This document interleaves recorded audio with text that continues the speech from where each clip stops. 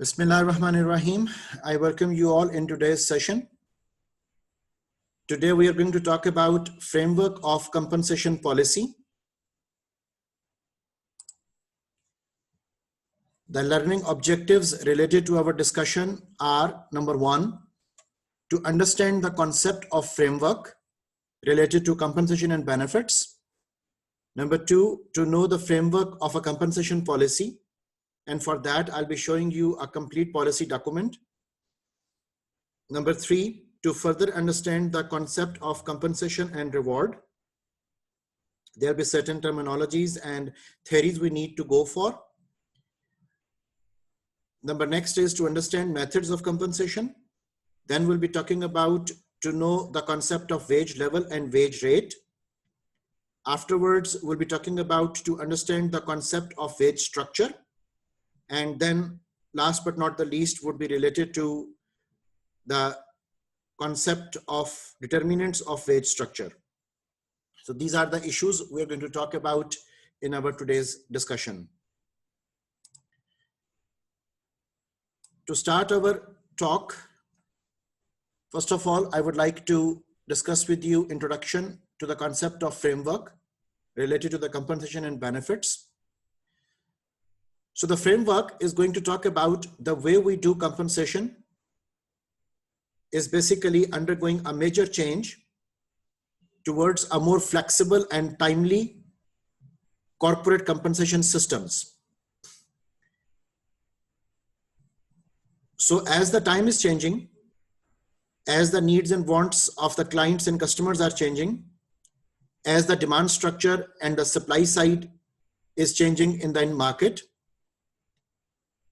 as the world is undergoing many transformations, so there are at the same time many flexibilities taking place in compensation systems as well. For example, typically if I use the word flexibility, we can have two concepts related to it. They can be flex time and flex place. By flex time, we mean to say that you do not need to stay in your office from 8 to 4. You have got flexible hours of working. For example, you may have to work for 40 hours in a week, regardless that in which day, how much work you perform. So overall, your targets and objectives of the weekly workload are defined, and accordingly, you have to meet those targets and objectives. Organizations are usually not much concerned that when do you come and when do you go. They are more concerned that either the objectives are met or not. So for that matter, flexible working hours can be assigned. Then there is a concept of flex place, that even organizations do not want your physical presence. What they want is, again, the fulfillment of their objectives. So if you can work from home, if you can work in a train, if you can work while flying in the air, so organizations are not much bothered that where are you physically at any given particular moment. They are more concerned that either their targets, objectives, assignments, projects are completed or not. So the flex place concept is also there. So flexible work arrangements are basically the norm of the day. The second aspect we'll be talking about in framework would be related to the new system, which will have increased delegation to managers and will be driven by the business needs. So empowerment, delegation of authority, job enrichments, job enlargements, these are the concepts evolving always. And we have to see that when and why and where we need to have such arrangements. The third aspect we need to bear in our mind when we are designing a framework for compensation and benefits, that it will be faster, more efficient, and the system overall should eliminate redundancy and duplications so that there should not be any excess of cost and there should not be wastage of resources. And overall, the focus on long-term approach to compensation management should be adopted. The third aspect is that integrate compensation with the other areas of human resource management, and obviously emphasize transparency monitoring, reporting, and accountability based upon the level of performance, based upon the completion of the task, duties, and responsibilities. Then there would be the association and relation with the vision of an organization. So the vision for compensation will assist the public service in attracting and retaining key employees. And the last point on the slide is that managers will have more accountability for the compensation of their employees and will be profiled with required tools, systems, and support. So सारे मकसद के लिए the senior managers will approve within the framework exceptional compensation changes based on sound business decisions, and senior managers will also have authority to approve the classification levels of pre-identified jobs within their organization. So we will be addressing all these issues in our coming topics in much more detail and with all of its complexities. When we are developing the framework for compensation and benefits, there are certain questions we need to address at the same time. The first question we need to address is, does the documentation give a full comprehensive description of each position? So by this particular documentation, we mean to say that either we have gone for a complete job description and job specification or not. Have we discussed key result areas, key performance areas, and key performance indicators in our job description? Have we talked about proper elaboration related to job design, in which we should be addressing worker analysis, task analysis, and environment analysis? And at the same time, have we addressed the issues related to job characteristic model, in which we need to talk about skill, variety, task, identity, task significance, autonomy, and feedback? So are all these things properly documented? And if they're all documented, are they shared? So these are all the concerns that we need to look upon when we are designing the compensation policy frameworks. The second question we need to address is the evaluation system used soundly based and rigorously applied. So when we have to calculate the performance of employees, supposedly we are using performance appraisal system. So in that performance appraisal, are we using appropriate methods of evaluation? Or if we are following performance management system in which the performance can be tracked for 24/7, 365 records. So हमें ये चीज देखनी होगी कि हमारा जो evaluation system है वो properly incorporated है कि नहीं, because we are developing a complete detailed framework. So उस complete detailed framework के लिए ये तमाम चीजें हमें सोचनी है.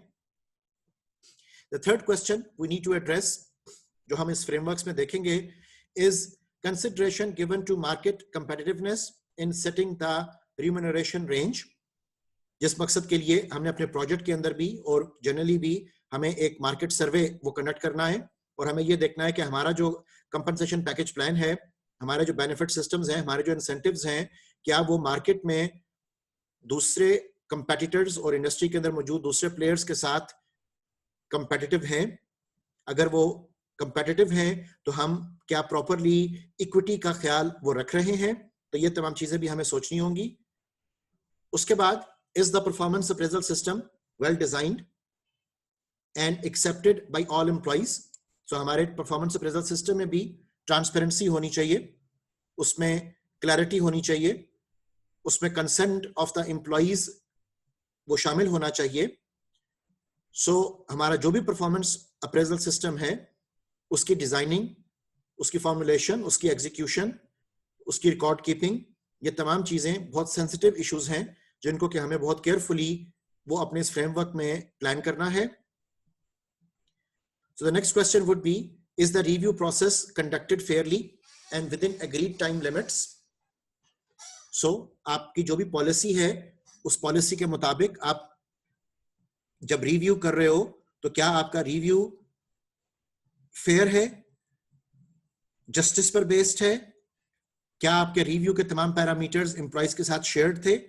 बिकॉज याद रखिएगा कि कभी भी performance appraisal and performance management systems में सरप्राइजेस वो नहीं देते. Everything should be disclosed, everything should be like open book management. इसी के साथ साथ as well as checking goal achievement, does the review consider the job and changes that have occurred? और आपको ये भी चीज देखनी पड़ेगी कि अगर किसी वजह से परफॉर्मेंस में कमी आ रही है तो वो परफॉर्मेंस में कमी, उसमें कहीं एट्रीब्यूशन एरर वो ना हो रहा हो. एट्रीब्यूशन एरर से मुराद ये होती है कि वो जो परफॉर्मेंस में कमी है, क्या वो एक शख्स के काम ना करने की वजह से है, उसकी किसी नाअहली की वजह से है, या कुछ अनकंट्रोलेबल एनवायरमेंटल सर्कमस्टांसेस की वजह से परफॉर्मेंस में कमी आ रही है. सो ये दो मुख्तलिफ बातें हैं और इनको हमें मुख्तलिफ ही ट्रीट वो करना पड़ेगा. याद रखिएगा कि बहुत इंपॉर्टेंट हमारे पास कॉन्सेप्ट आता है 80-20 रूल का, और 80-20 रूल के मुताबिक जब भी कभी कोई प्रॉब्लम आ रहा है, कोई परफॉर्मेंस में गैप आ रहा है, तो 80% of the time it is fault of the system and 20% of the time it may be the fault of the person. इस बात से हमें यह भी बात वाज़ेह होती है कि हमारा सिस्टम की जो इंटीग्रिटी है, हमारी जो सिस्टम की रिलायबिलिटी एंड डिपेंडेबिलिटी है, वो इतनी अच्छी होनी चाहिए, इतनी सिंक्रोनाइज्ड और पैटर्नाइज्ड होनी चाहिए कि एम्प्लॉइज को गलती करने का चांस और मौका ही ना मिल सके. ये कॉन्सेप्ट समझाने के लिए एक छोटी सी एग्जांपल मैं आपसे शेयर कर रहा हूं कि सपोजिटली हमें लगता है कि यहां पर कोई शख्स है जो ठीक काम परफॉर्म नहीं कर रहा है, and somehow that person happens to go to some developed country. तो वहां पर वो बहुत अच्छा काम परफॉर्म हो सकता है कर रहा हो. तो उसकी वजह क्या है कि यहाँ पर काम परफॉर्म वो नहीं कर रहा, वहां पर जाकर वो बहुत अच्छा काम परफॉर्म कर रहा है? द रीजन इज बेसिकली कि वहां पर सिस्टम्स जो हैं they might be more developed.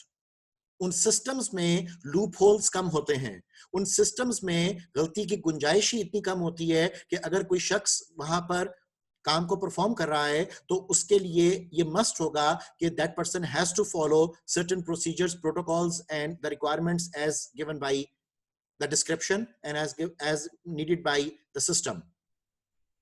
So therefore याद रखिएगा ये रूल हम हर एक सिचुएशन में अप्लाई कर सकते हैं कि most of the time 80% is the fault of the system, कि हमारे सिस्टम की इंटीग्रिटी सही नहीं है, हमारे सिस्टम की कंपोजिशन ठीक नहीं है, हमारे सिस्टम की डिपेंडेबिलिटीज ठीक नहीं है. तो हमें सिस्टम अप्रोच को यूज करना है, सिस्टम इंटेलिजेंस को यूज करना है, रादर देन कि हम सिर्फ लोगों पर सारा ब्लेम डालकर बरियोजिमा होने की कोशिश वो करें.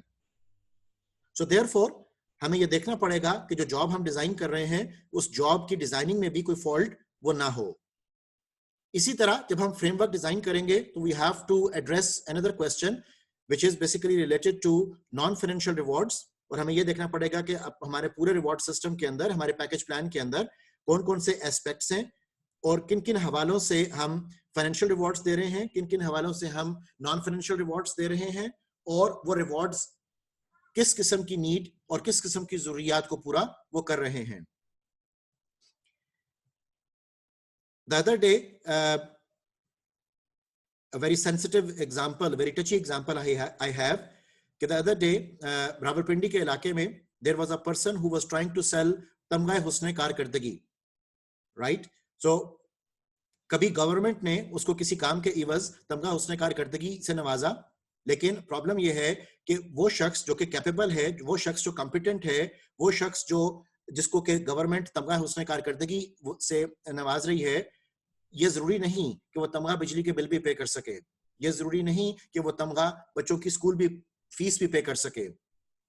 सो रिमेंबर कि जो हमारे पास मैस्लो हायरार्की नीड थ्योरी के मुताबिक भी सबसे पहला लेवल ऑफ नीड है जिसमें कि हम साइकोलॉजिकल और फिजियोलॉजिकल नीड की बात करते हैं, तो नो डाउट उनकी इंपॉर्टेंस भी अपनी जगह वो कायम है. तो वी हैव टू सी कि आपकी जो एप्रिसिएशन है, आपकी जो इंट्रिंसिक मोटिवेशन है, क्या वो सिर्फ इसलिए तो नहीं है कि आप अपनी कॉस्ट को रिड्यूस करना चाहते हो, आपने इसलिए इंट्रिंसिक मोटिवेशन के तमाम पैरामीटर्स को यूज किया हुआ है. आपको ये चीज भी सोचनी होगी कि लोगों की एक्सट्रिंसिक नीड्स भी जरूरी है, और जब तक वो पूरी नहीं होंगी तब तक वो शायद वर्क लाइफ बैलेंस मेंटेन ना रख सकें, तब तक चाहे वो वहां पर टोटल ह्यूमन अप्रोच के मुताबिक अपना कंट्रीब्यूशन प्रॉपरली ना दे सकें. तो we have to be sensitive about many things. So that is the reason हमारे पास जो पॉइंट यहाँ पर दर्ज था कि are non-financial rewards considered along with financial rewards, and obviously we have to see what are those.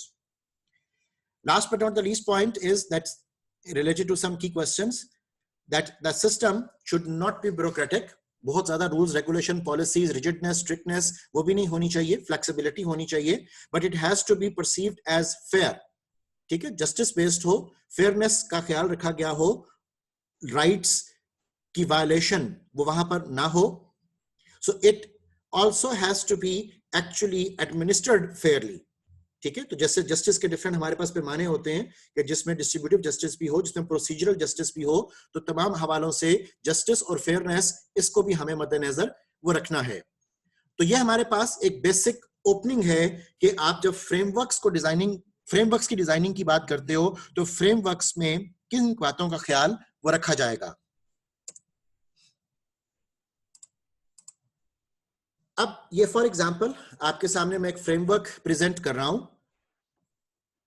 ये आपका framework is related to the reward management framework, और इस फ्रेमवर्क में हम बड़ी कंप्रीहेंसिव डिस्कशन करेंगे कि किस तरीके से ऑर्गेनाइजेशनल पॉलिसी, किस तरीके से ऑर्गेनाइजेशन के ऑब्जेक्टिव्स, गोल्स एंड टारगेट्स वो इन अलाइन होते हैं एचआर की पॉलिसीज एंड प्रैक्टिसेस के साथ, और एचआर किस तरह अलाइन होता है अपने कंपनसेशन एंड पैकेज प्लान्स के साथ, ताकि इवेंचुअली जो इस मकसद के लिए सब लोग वहां पर इकट्ठे हैं वो मकसद हमारे पूरे हो पाए, which are basically the primary aims for which the firm is operational. अब इस फ्रेमवर्क को स्टडी करने से पहले हमें कुछ थ्योरेटिकल कॉन्सेप्ट्स अपने वो क्लियर करने पड़ेंगे. जिन थ्योरीज का जिक्र अब हम इस फ्रेमवर्क से रिलेटेड डिस्कस करना चाहते हैं वो थ्योरीज हमारे राइट अपर कॉर्नर में वो दर्ज हैं. सबसे पहले हम इन थ्योरीज को गो थ्रू करेंगे, then I will be coming back to this the reward management framework, और उसके बाद फिर हम सारी इसकी डिटेल डिस्कस करेंगे कि किस तरह ये तमाम चीजें आपस में रिलेटेड हैं. So the concepts which we need to talk about before starting this discussion related to this framework are, number one, economic theories of pay or wages. उसके बाद हम प्रिंसिपल एजेंसी थ्योरी की बात करेंगे, efficiency wage theory, human capital theory, the effort bargain, tournament theory and equitable pay. These are the concerns जहां से हमारी इस डिस्कशन ने स्टार्ट होना है. तो सबसे पहले हम इन तमाम थ्योरीज को गो थ्रू करते हैं, so that once we have the theoretical base, तो फिर हम इस फ्रेमवर्क को ज्यादा तवज्जो से और ज्यादा बेहतर तरीके से समझ पाएंगे. So first of all, we are going to start the discussion related to the economic theories of pay, and then I'll be coming back to this slide once again. Now, there are, typically speaking, 7 economic theories of pay or wages, and those 7 theories are wages fund theory,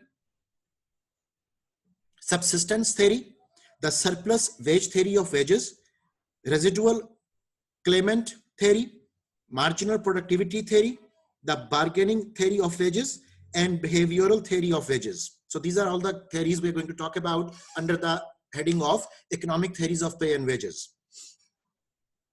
So let's start all of them one by one. First of all, we are looking at wages fund theory. This theory was developed by Adam Smith. His theory was based on the basic assumption that workers are paid wages out of a predetermined fund of wealth. ठीक है, सो Adam Smith का basic idea ये था कि हमारे पास एक organisation के पास एक रिसोर्स है, एक फंड है, और उसमें से हमने पहले से डिसाइड किया होता है कि हमने वर्कर्स को कितना पे करना है. ठीक है, जिसका उसने नाम रखा predetermined fund of wealth. So this fund जो एक ऑर्गेनाइजेशन के पास मौजूद है, he called, Adam Smith said, कि wages fund created as a result of savings. ठीक है, कि आप ऑर्गेनाइजेशन के पास जो सरप्लस सेविंग्स हैं, उन सेविंग्स में से वो एक फंड तश्कील देते हैं. And according to Adam Smith, the demand for labour, कि कितने हमें लोगों की जरूरत होगी, एंड रेट ऑफ वेजेस, कि आपने उनको कितनी मजदूरी देनी है, कितनी दिहाड़ी देनी है, कितनी वेजेस देनी है, depend on the size of wages fund. ठीक है, आप कितने लोग हायर करेंगे और उन लोगों को किस अमाउंट पे हायर करेंगे, ये सारे का सारा according to Adam Smith depend कर रहा होगा वेजेस फंड के ऊपर. सो अकॉर्डिंगली, लिहाजा if the wages fund is large, अगर हमारे पास उसकी मिकदार ज्यादा होगी, wages would be high, and vice वर्सा.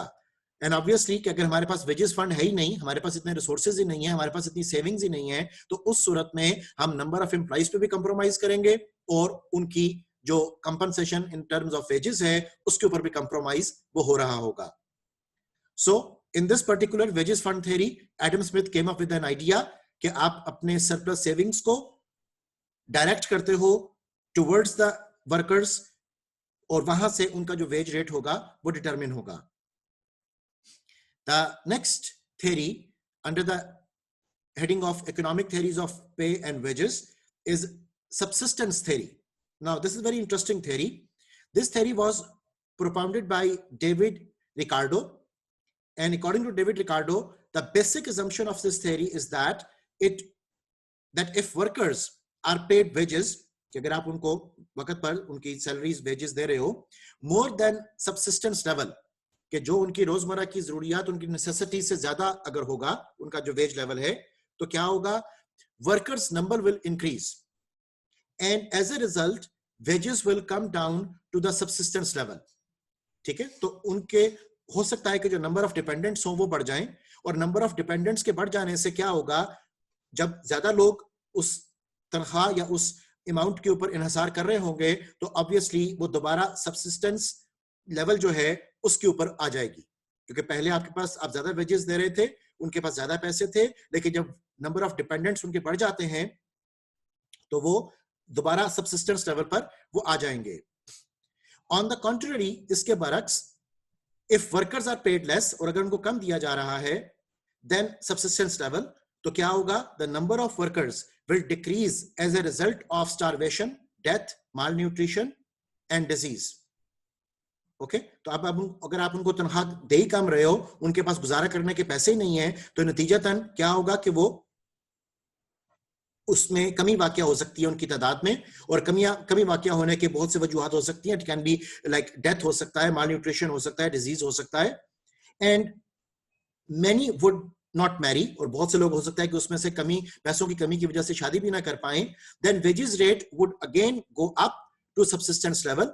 तो अब जो बकिया लोग बाकी बचेंगे, चूंकि उनके पास डिपेंडेंट्स अब उनके कम हैं, तो उनके पास तनख्वाह अब ज्यादा होगी. Since wage rate tends to be at subsistence level at all cases, that is why this theory is also known as iron law of wages, and the subsistence wages refers to minimum wages.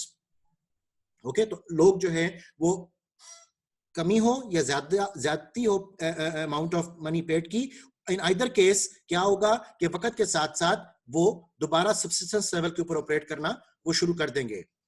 Meanwhile, अगर आपके ज़हन में कोई question है तो please zoom group chat में आप पूछ सकते हैं.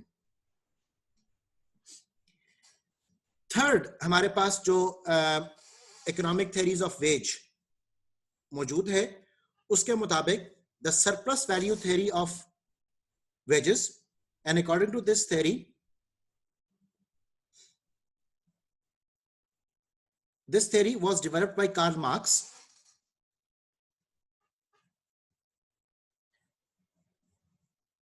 कार्ल मार्क्स ने basically the surplus value theory of wages का वो हमें अंदाजा दिया. There is a question asked to me that how the amount of need is determined by the worker. Basically उसके लिए बहुत से मॉडल्स आप यूज कर सकते हो. अगर हम इकोनॉमिक पर्सपेक्टिव में इस बात को डिस्कस करना शुरू करें तो the first concept would be the concept of basket of goods. ठीक है, उस बास्केट ऑफ गुड्स में, जिससे कि आपका वो कंज्यूमर प्राइस इंडेक्स और बहुत सारी चीजें आपकी डिटरमिन होती हैं, उसमें हम ये डिसाइड कर लेते हैं कि एक सोसाइटी, एक इकोनॉमी के अंदर एवरेज सब्सिस्टेंस के लिए आपको कितने अमाउंट की जरूरत वो होगी. सो वहां से आपका जो एक लेवल ऑफ नीड है वो डिटरमिन वो हो सकता है. उसके अलावा market surveys, industrial investigations, competitive analysis, salary surveys, बहुत सारे हमारे पास तरीकेकार और भी मौजूद हैं, जिससे कि हम प्राइमरी और सेकेंडरी सोर्सेज को यूज करते हुए इस बात का अंदाजा लगा सकते हैं कि वर्कर्स की ओवरऑल नीड वो कितनी है, और उस ओवरऑल नीड के मुताबिक सब्सिस्टेंस जो है वो हमें कहां तक, किस कदर अमाउंट में प्रोवाइड वो करनी है. नो डाउट हर किसी की इंडिविजुअल नीड्स जो हैं वो वेरी करेंगी, लेकिन हम जब इसको एज अ थ्योरी पिक करते हैं तो उसमें हम चीजों को जर्नलाइज्ड फॉर्म में गो थ्रू करेंगे. So the third theory we are looking at is surplus value theory of wages, which is saying that this theory was developed by Karl Marx, the same person who came up with an idea of communism and socialism. So जिसकी जो basic theory उसने present की थी was Marxism.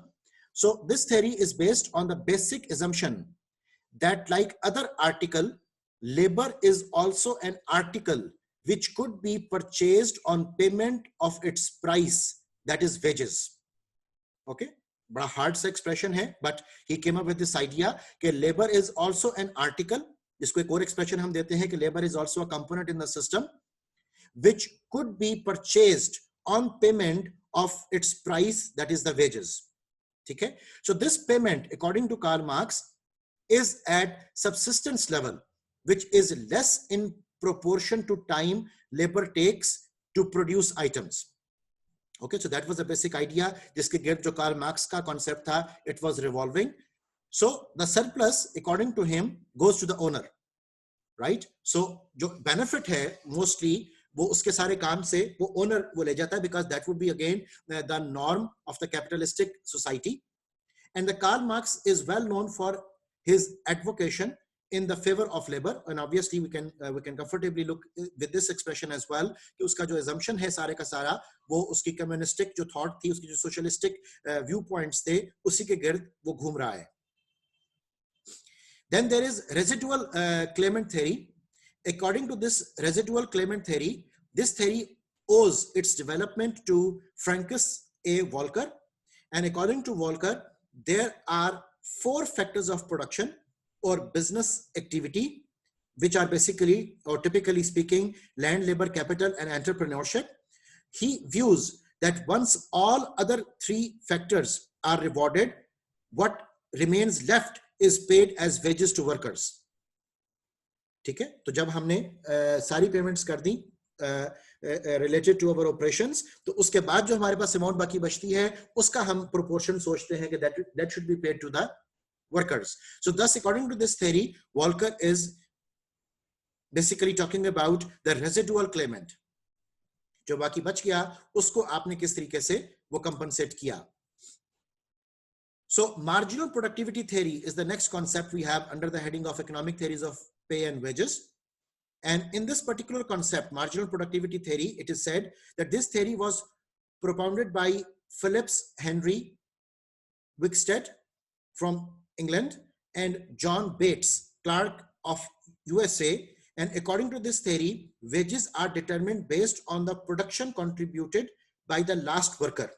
ठीक है, जो आप number of workers बढ़ाते जा रहे हो उनका एक तरफ से जो कंट्रीब्यूशन आ रहा है उस कंट्रीब्यूशन को देखकर आप वेजेस को डिटरमिन वो करते हो, और उस जो इंक्रीज को चूंकि हम काउंट कर रहे हैं तो that is also known as marginal worker. Okay, every last person added in the production. So his production is called marginal production. So marginal productivity theory के तहत आपके जो marginal production है कि जो आप amount of work वो बढ़ाते जाओगे तो आपके wages के अंदर changes रूनुमा होंगी. So that concept is given by Phillips Henry and John Bates. The sixth theory under the economic theories of pay and wages is talking about the bargaining theory of wages. According to this theory, John Davidson came with the idea that the fixation of wages depends on the bargaining power of workers, trade unions, and of employers. ठीक है, तो इन सब parties के माबैन जो एक बहस होगी, जो एक नेगोशिएशन होंगी, जो बार्गेनिंग्स होंगी, वहां से वेजेस तय होती हैं. So trade unions, labor unions, collective bargaining agents, they play a lot of role in determining the wages. So if workers are stronger in bargaining process, so अगर उनकी आवाज जो है वो ज्यादा बुलंद होगी, ज्यादा ताकतवर होगी, then the wages tends to be high, तो वो अपने जो गुजारिशात हैं, जो अपने उनके डिमांड्स हैं, वो जीत लेंगे. In case employer plays a stronger role, लेकिन अगर employer की negotiation and bargaining strong होगी, then wages tends to be low, तो obviously वो cost को reduce करने के लिए कम से कम compensate वो करेगा.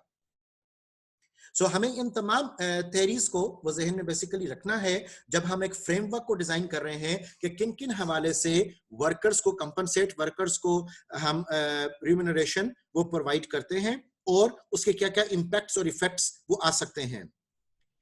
Seventh theory in economic theories of pay and wages is talking about the behavioral theories of wages. And this behavioral theories of wages, it is said that based on research studies and action programs conducted, some behavioral scientists have also developed theories of wages. और उनकी जो basic concept था, जो उनका contribution था इस हवाले से, that their theories are based on elements like employees acceptance to a wage level, कि लोग किस लेवल ऑफ वेज के साथ राजी वो हो जाते हैं. So the prevalent internal wage structure, अब एक ऑर्गेनाइजेशन के अंदर जो इंटरनल वेज स्ट्रक्चर होगा जिसपे के लोग वहां पर काम कर रहे हैं, एम्प्लॉइज कंसिडरेशन ऑन मनी और wages and salaries as motivators. तो ये देखा जाएगा कि वो वेज स्ट्रक्चर, वो वेज लेवल, वो सैलरीज जो हैं वो एम्प्लॉइज को किस कदर कंपनसेट कर रही हैं, किस कदर मोटिवेट कर रही हैं, और आया लोग उस कंपनसेशन एंड मोटिवेशन के साथ अपने आप को एसोसिएट भी कर पा रहे हैं या नहीं कर पा रहे हैं. सो ये हमारे पास 7 बेसिक इकोनॉमिक थ्योरीज ऑफ पे एंड वेजेस हैं, जिनको के बेसलाइन बनाकर हम अपना जो पूरा रिवॉर्ड एंड कंपनसेशन फ्रेमवर्क होगा उसको डिजाइन, उसको डेवलप करने के बारे में वो सोचेंगे. और एक और बात भी ज़हन में रखिएगा कि नो डाउट इन तमाम चीजों के अंदर इकोनॉमिक सिचुएशंस के वजह से, सोशियो कल्चरल प्रेशर्स की वजह से, पॉलिटिकल एस्पेक्ट्स की वजह से तब्दीलियां भी रूनुमा वो हो सकती हैं, लेकिन हम इनको over a longer period of time जो एक यूनिफॉर्मिटी एक इंडस्ट्री के अंदर प्रिवेल कर रही होती है, उस यूनिफॉर्मिटी के कॉन्टेक्स्ट में वो गो थ्रू करते हैं. और आमतौर पर जो वेज स्ट्रक्चर है, the average wage structure in particular I am talking about, जो एवरेज वेज स्ट्रक्चर या एवरेज सैलरी स्ट्रक्चर है गिवन इंडस्ट्री में, गिवन सेट ऑफ जॉब्स के लिए जो होता है, उसमें एकदम से तब्दीली रूनुमा वो नहीं होती. But yes, I can agree to the point कि वक्त के साथ साथ with the passage of time economic हालात बदल गए, सोशियो पॉलिटिकल एस्पेक्ट्स वो तब्दील हो गए. फॉर एग्जांपल आजकल पैंडेमिक की सिचुएशन का सामना हमें करना पड़ गया. बहुत सारे एनवायरनमेंट के अंदर कंट्रोलेबल और uncontrollable circumstances they can always evolve which are going to affect and impact the wage structures. Another set of theories related to this framework is basically talking about the human capital model or human capital theory. According to human capital, a measure of the economic value of an employee's skill set, वो हम pick करते हैं. अब इसमें ये बात important है समझने की कि हमने ह्यूमन की जो स्किल सेट, उसकी जो एबिलिटीज हैं, उसको एक फाइनेंशियल वर्थ वो देनी शुरू कर दी. ओके, फिर से इस लाइन को देखिएगा. A measure of the economic value of an employee's skill set. Now, this concept of human capital recognizes that not all labor is equal. ठीक है, इस कॉन्सेप्ट को अब हम नेक्स्ट मीटिंग में अपना कंप्लीट डिस्कस करेंगे.